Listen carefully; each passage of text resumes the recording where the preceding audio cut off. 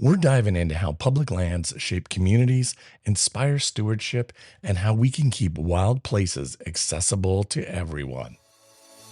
Welcome to RV Out West. I'm Brooks. Based in the Pacific Northwest, my family of four hits the road to explore the best of RV life out west. From hidden gems and epic destinations to helpful tips and real road stories. So grab your coffee and join the journey. Before we dive into today's conversation, I want to take a moment to thank those of you who tuned into our special edition episode that happened this past Saturday. If you haven't had a chance to listen yet, I highly encourage you to go back and give it a spin. It's an episode close to my heart, and it really lays out the foundation for what we're exploring today. Public lands are more than just open spaces. They're living classrooms, places of healing, spaces for connection to each other, to the natural world, and to something much bigger than ourselves. They hold stories, history, and hope for the future.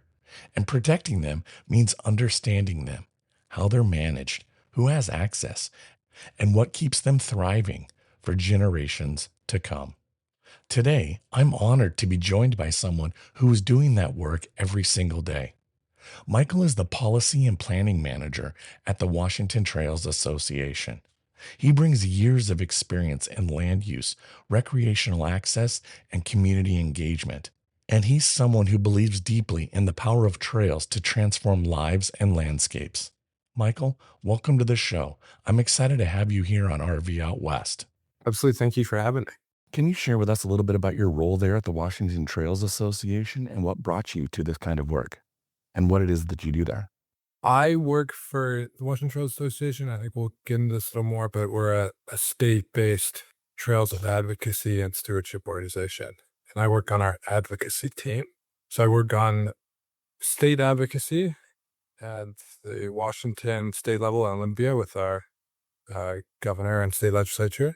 And then I work on federal advocacy, working with our congressional delegation on issues that create challenges and opportunities for public lands and for trails especially. I came to this work from a personal passion for hiking and for being outside, and a lot of time doing trail maintenance work kind of got me into this field, and then an interest in how we can do the best possible for our public lands at a national scale, which kind of brought me to the advocacy space and interest in this kind of systemic challenges that exist within our funding and caring for our public lands. Thank you for that. Would you just briefly talk a bit about kind of what the WTA's mission is and how does it connect to the broader effort to protect our public lands? Really good question. Washington Trails Association is an example of a volunteer-driven nonprofit helping to steward our public lands. Our mission here is to mobilize hikers, everyone who loves the outdoors, to explore, protect, and champion trails and public lands. We do that in a few different ways. We have a very large volunteer trail maintenance effort, do about 150,000 hours of volunteer work on our trails each year, which creates a huge value for our local, state, and federal land managers in being able to just get more work done through the passion of hardworking volunteers giving of their time. And WTA facilitates that and plans that work with its partners and helps execute it. We have a large part of our organization focused on public information. So a lot of people know about WTA because of our website and our hiking guide. If you've talked with Hannah before, that was a lot of her work was making sure that people had accurate, helpful information so that folks can figure out where to go hiking with their family or how to plan a trip, maybe a first backpacking trip, or learn from other folks about conditions. So we have a lot of our communications team works on our digital assets, our website, our free hiking app. And then I work, as I mentioned, on our advocacy team. So thinking about how we can get help all folks who care about public lands engage and advocate for those places, support specific pieces of legislation that will have a positive impact on our lands and their management, and also make sure that hikers' voices are represented in conversations around conservation and threats to public lands. While we think about public lands, Public Lands Day was just this past Saturday. And so, I did a little reflection on kind of what public lands mean to me. But I'm really curious, Michael, can you share with us what do public lands mean to you personally? And what do you believe they represent to the people of Washington and even beyond? Let's just the American West. I mean, let's talk about our public lands. Fundamentally, public lands to me are a place where I can unplug uh, and get some space to have perspective. I'm a mountain guy. I love being in the mountains. Um, when I'm out hiking on a trail or up on a ridge, I feel like I have a better sense of my small place in our very vast universe, and I have a sense of awe and a great, profound ability to let go of the daily stresses that we all carry. But it certainly, in my life, being in the mountains has always been important to me, and it's also been a place where I've connected with family and friends, gone on really wonderful short trips that become core memories with my family, with friends, trips we joke about years later. I had the opportunity when I was 22 years old to hike the Pacific Crest Trail, which runs from Mexico to Canada. Saved up some money working a lot of odd jobs and just quit and had few resources, but a lot of passion. And was at a stage in my life where I was able to step away, and I backpacked for 4.5 months. And that experience helped, crystallize that passion for the outdoors and also for trails as a way that people can get out and experience landscapes and experience nature. Here in Washington, we're lucky to have thousands of miles of hiking trails. The Forest Service alone has more than 9,000 miles of trail. The Park Service and the Department of Natural Resources each have about 1,300 miles. So we have a vast network of places where you can spread out, have those experiences of awe, as well as local trails that help us, get out just after I pick my son up for daycare. I can go walk through a park on my way home. And all of those things, I think, personally help me feel relaxed, deal with the daily stresses, and also keep perspective. I think we're really lucky in Washington state that no matter where you live, you're likely to be within 90 minutes of outstanding recreation destinations with outstanding old growth forests and wild and scenic rivers, wonderful coastline.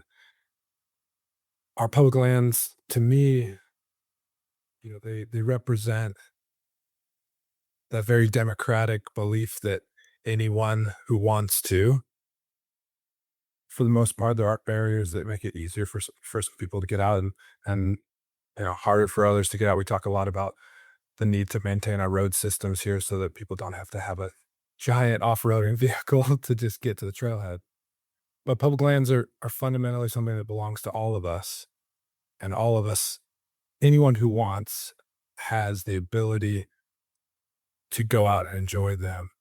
And at WTA, we believe that trails are for everyone. And I love the experiences that I've had in the backcountry, but also just the experiences I've had going for an afternoon hike with friends. And I think trails are a super important way that people can do that at scale. Our public lands are a place for those experiences and a place that belongs to everyone. Yeah, I mean, I can't agree more. The what public lands have given to me from just experiences of seeing the vastness and the beauty and the very different ecosystems and ecological history, like the geological history of things, and it's amazing, and it really is something that I think every American needs to hold value, even if they're not a hiker or a mountaineer or, whether you're a paddler or you don't even recreate, recreation is sitting on a blanket on a, having a picnic in a park. And that's as far as outdoorsy as you get. I think there's still, everybody needs to understand, appreciate, and value those public lands to keep them wild, which leads me to, again, with National Public Lands Day is often seen as a celebration, but I know it's also a call to action. So, what are some things that people should be thinking about when they think about their public lands, whether they thought about it on Public Lands Day or not, and they're hearing this now a couple days after Public Lands Day? It's still important to be thinking about what are some things that people should be thinking about. National Public Lands Day is both a celebration, as you said, and also a chance for everyone to remember that our federal public lands, these places that we love to hike and camp and visit, we can't take them for granted. I was 18 years old the first time I went on a road trip with my sisters to Yosemite National Park. And I drove into the national park and I just was overwhelmed with awe. My mind was honestly blown by that experience. And it's so incredible there. And there are so many places like that that are iconic and also places that are important and don't have 1,000-foot granite walls. But on National Public Lands Day, I pause and think about what it will take to make sure that future generations can have a similar experience of visiting those iconic places, of maintaining, the ecosystems that thrive there.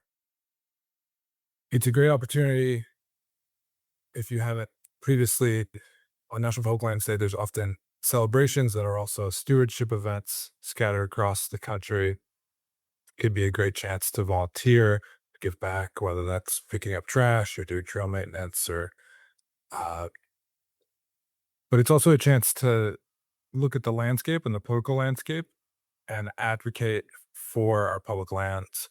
It's a great moment every year where in the midst of all the things people care about, it's important for folks to pause and recognize that our national parks, our national forests, the wild places where people camp and travel across this country and across the American West, we need to continue to make sure that we as a country value them and that our political leaders understand their importance. So it's also a good moment to advocate for them, whether that's calling a member of Congress and just telling them how important folk lands are to you, or otherwise engaging with some of the ongoing threats to public lands. It's important not to take these places for granted and instead to work to make sure we have them in their amazing state for future generations. I couldn't agree more. And you had mentioned, so let's just kind of go ahead and talk about that. This is kind of a two-part question, but let's talk about kind of with the increased usage and the people going and using more of the outdoor spaces, which I applaud. What are some of those pressing challenges that are facing those public lands today? So that's kind of like an impact question. But then I also am curious, the comma and is, can you share with us what are some current like legislative efforts or public policy issues that are we should be paying closer attention to? Your question partly is asking about visitor impacts. I think it's very important to remember that as hard as we try to, leave no trace, to take only photos, leave only footprints, have as light an impact on places that we visit as we can.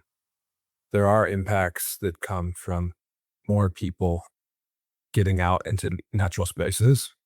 I would emphasize that in a lot of places with the right infrastructure, folks can come and visit those places, and the marginal impact of it, increased visitation, may in some areas not be so severe. If we have, say, Paradise on Mount Rainier has a developed parking lot, has highly developed infrastructure, tens of thousands of people come there each year. And as long as folks stay on the trails and aren't trampling the meadows, it can sustain very high visitation, and thousands of people can have an iconic experience there. But if people choose to, in that place, for instance, not stay on the established trail systems and wander through the meadows, even a small number of people can have a very large impact. As more people live in the American West, as folks come from all over the world to explore these places, the need to make sure that everyone understands that their personal choices add up increases. The ability of ecosystems to handle, or agency partners to pick up after the folks who have made bad choices becomes more challenging. I think a lot about trash. If one person leaves their trash, that's a problem. If 100 people leave their trash, that's a major problem that may impact wildlife. You may have animals eating human food become habitualized. You can have a positive feedback loop. So everyone's behavior matters. The other side of this that I would kind of share with you, Brooks, is that you can't expect increased visitation to go up while resources for managing our public lands to go down and not have adverse outcomes. So what we've seen over the last decades is that more and more people have visited public lands, but since the 90s, the number of land managers, the number of Forest Service employees, Park Service rangers has consistently gone down as appropriations for those from Congress for those public lands have not kept up with inflation. In recent years, that's gotten worse. This year at Mount Rainier, where I cited, they would typically have about 200 staff between seasonal and full-time. They may do about 130 this year because of challenges to their budget, an existing hiring freeze, some policy choices made by the Trump administration that have made it harder for the Park Service to retain its employees across the whole system. Park Service is down about a quarter of its employees. So to go back to that Paradise example, if you have thousands and thousands of people coming to a place, but you don't have the infrastructure to take care of the bathrooms, pick up the trash, give folks the information they need to not trample the meadows so that the new visitor can understand the way that their actions impact the landscape, it's very difficult to not have adverse impacts on wildlife, on ecosystems. I think all the things are tied together. You asked a little bit about legislation. Every year there's a appropriations process, which is sometimes frustrating, where advocates like myself try and articulate why, and along with all the other important priorities we have as a country, that we're also funding our wild places and putting, staff on the ground to think about these sort of questions and to maintain our trails and our roads and our parks. I would point folks to a couple things that are very important to me that are out there right now. One, 5 years ago, under Trump administration's first term, they passed a bill called the Great American Outdoors Act, which provided increased funding for our national forests, our national parks, our fish and wildlife areas to tackle the deferred maintenance backlog, which are places where we have roads, visitor centers, other places that are campgrounds, things that are critical to the public that have not been maintained over the last decades. And they directed an unprecedented amount of funding to that effort. And a lot of good work has happened over the last 5 years. That funding mechanism, which uses the returns from offshore oil gas leases to fund these improvements, runs out at the end of this month. And there's a bill in Congress called the America the Beautiful Act in the Senate that would renew that program, known as the Legacy Restoration Fund, for another 8 years. I'm really hopeful that that bill will be passed into law and will continue to have this mechanism, because this on the Forest Service alone, it's around about $285 million a year that have fixed up trails, have improved, septic systems, have done a lot of not necessarily glamorous work, but that to your point, allows people to go to these places and have less impact. And, we know from all the folks traveling around this country that it's very important and it's good for the economy to have folks able to experience these places. We need to continue to invest in them. I'd like to pause and give a big shout out to one of our favorite sponsors, camperalerts.com. If you've ever hit refresh 100 times trying to book a campsite, you really should just set an alert with Camper Alerts to save yourself time and frustration. It's summertime and the great outdoors are calling, but did you forget to book a campsite 9 months ago? Well, don't worry. Say goodbye to sold-out campgrounds with Camper Alerts. With Camper Alerts, you can choose your campground, select your site type, and set a personalized alert. And when a site becomes available, they will notify you. It's that simple. Visit camperalerts.com today and start setting your alerts. For listeners who want to get involved, what are some things that they can do to get more involved and to advocate for our public lands? Anyone who loves to recreate, whether they're camping on Bureau of Land Management lands, traveling around and pausing to go for a hike to a beautiful waterfall along a trail, anyone can and should make sure that their elected leaders understand that out of the many priorities, challenges we face as a country, taking care of our national public lands is essential. No matter where folks live, what constituency they're in, it's important for your elected officials to hear that these places are important to you. Because even if you're in an area where your state senator or your member of Congress for your congressional district agrees with you, they still have so many other things to work on.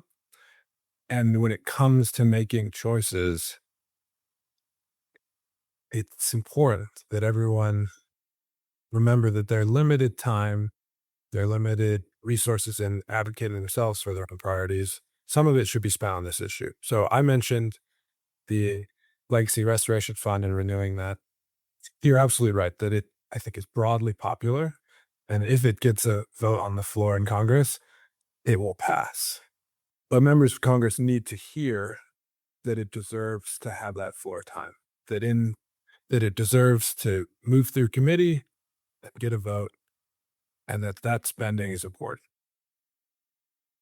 The other side of this question, I think I would say, is that it's not just all about what's happening at the federal level. We at Washington Trails Association recently worked to support a parks levy at the county level, which passed with 70% of the vote here in King County, to fund parks and trails and swimming pools. Those sort of local efforts happen across this whole country. And those green spaces that are close to home are also very important. So from the local level, the county level, at the state level here in Washington, we will continue to face budget challenges. Our tax base is heavily dependent on sales tax, and folks are concerned about the amount of durable goods that are going to be sold in the next little bit, especially as different macroeconomic challenges work their way through.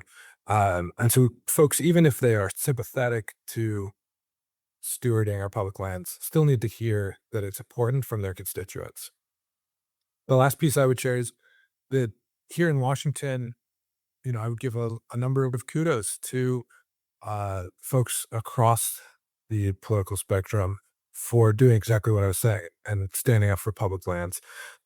Representative Newhouse for Eastern Washington was one of 5 House Republicans who helped block the sale of public lands this year in the One Beautiful bill that was passed. There was a proposal to sell off up to 3 million acres of public lands to pay for other parts of that bill. Congressman Newhouse, along with Congressman Zinke and others on the Republican side of the aisle, stood up and said, we don't think that's a good idea. That's not how we want to pay for our priorities. The Democrats from Washington expressed the same thing.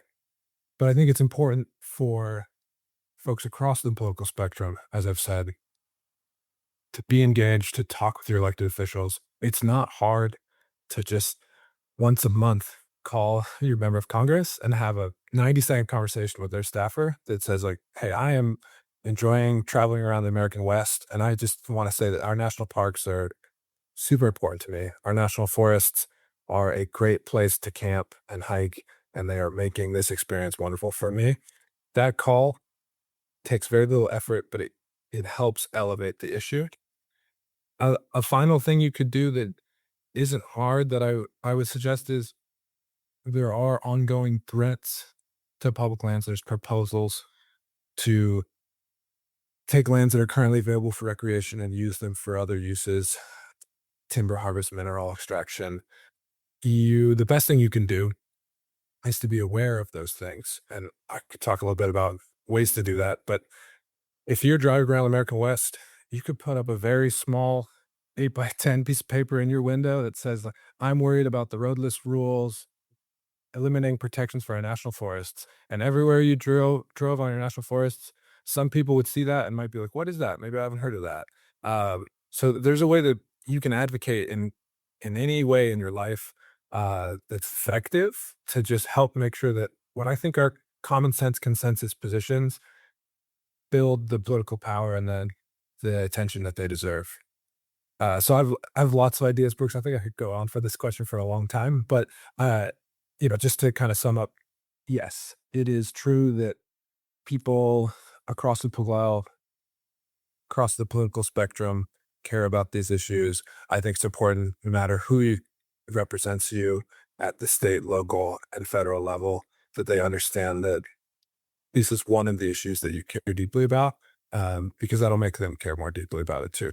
So, with that information said, how can listeners get more involved with the WTA, and what can they do if they wanted to volunteer their time or give financial donations or whatever they can do to help the WTA? What are some things that people can do to help support the goals and the mission of the WTA?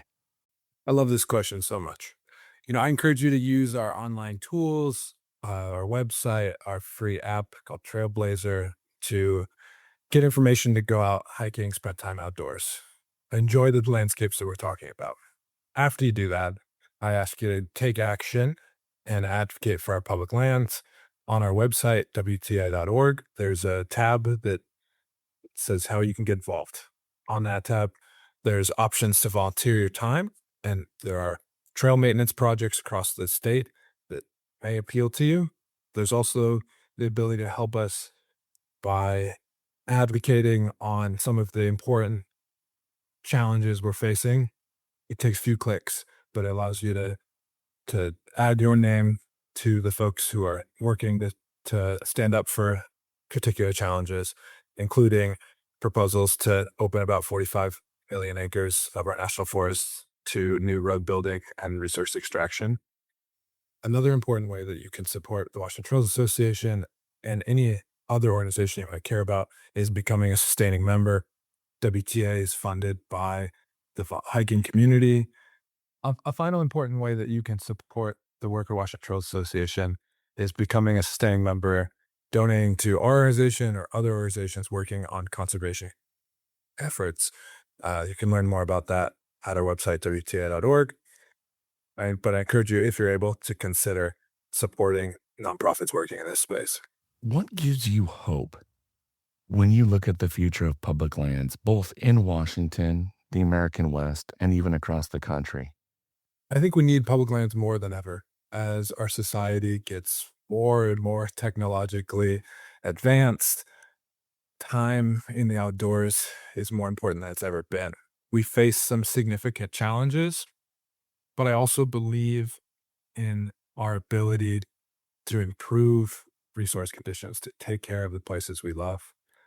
12 years ago, I was on a AmeriCorps Conservation Corps crew, and I went back recently and looked at one of the sites, King County Park, where it planted thousands and thousands of trees, and it's a giant forest growing. So it is easy to despair, but as a community, as a society, we have a lot of ability to make things better. I feel hope when I think about the good work that people are doing, the passion of folks that I interact with to steward the places we love, to deal with the challenges that we are facing us. And I think about, those big trees that I planted that were very small and remember that it is possible to make things better. Is there one trail or hike or public lands definitive moment that you always return to, mentally or physically, when you need to remember why this work matters? I think a lot about a family member of mine. My uncle Chris was a mechanic. He worked a lot at a oil refinery that's near Anacortes, Washington, and he lived up in the mountains. And I spent one day with him putting around in his small boat on a reservoir in North Cascades National Park. And I have a picture of my uncle just beaming from ear to ear. He lived nearby, but he didn't go often. But on that particular day, we made time and we went and we just enjoyed these emerald blue waters of this beautiful lake in North Cascades National Park. And even years later, he'd say, that was a really wonderful day. He died too young, but I look back and I think there's a lot of hard stuff in life, but our public lands are a place where people can have amazing experiences, can experience joy and connection.